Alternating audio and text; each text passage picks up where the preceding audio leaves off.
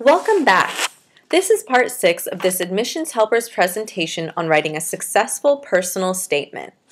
Here, we will review the final 2 steps of putting together your personal statement for health professional school. The third step in putting together a successful personal statement for health professional school is to proofread and make edits to the content after you've written your ideas. As we discussed in Part 4 and Part 5, you want to have your content brainstormed and organized into a coherent essay with body paragraphs and a conclusion. After you've done that, you'll want to go through and proofread and make edits. It's fine when you're initially sitting down to write freely without worrying about space limitations or how every sentence sounds. You want to make sure that you get all your ideas down on paper. Then, it's a good idea to walk away from your essay and come back to it in a day or two with a fresh perspective. And then you can make edits and changes, and you'll find that you can strengthen the overall essay if you take that time away and come back with that new perspective. As you're doing your proofreading, it's important to make sure there's a theme to the essay and that the paragraphs are connected with transitions and that there's a good flow. It's also important to make sure that you sound humble.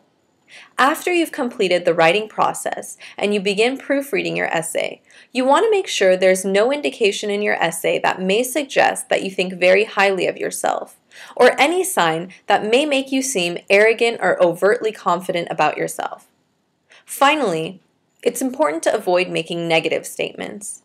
One of the things that we do see at times is students who refer to experiences they've had in the healthcare setting, where they saw a doctor or dentist or pharmacist, for example, not have the best interaction with patients. And students discuss these experiences and highlight them and express that they do not want it to happen to them when they become a doctor or dentist or a pharmacist.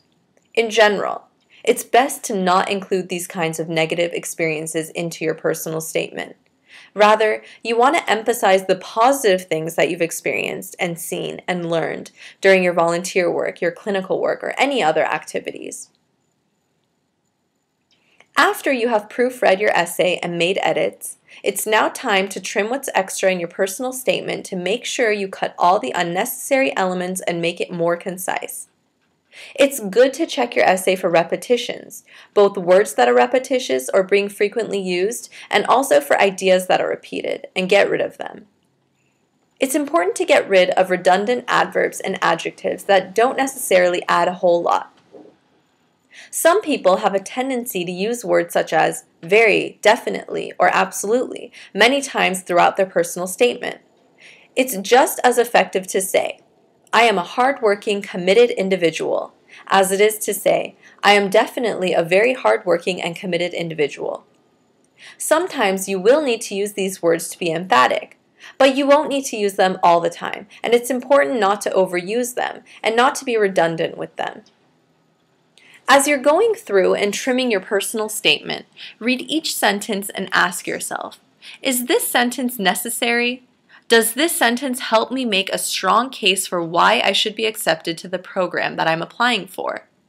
If the answer to those questions is no, then you want to eliminate that sentence.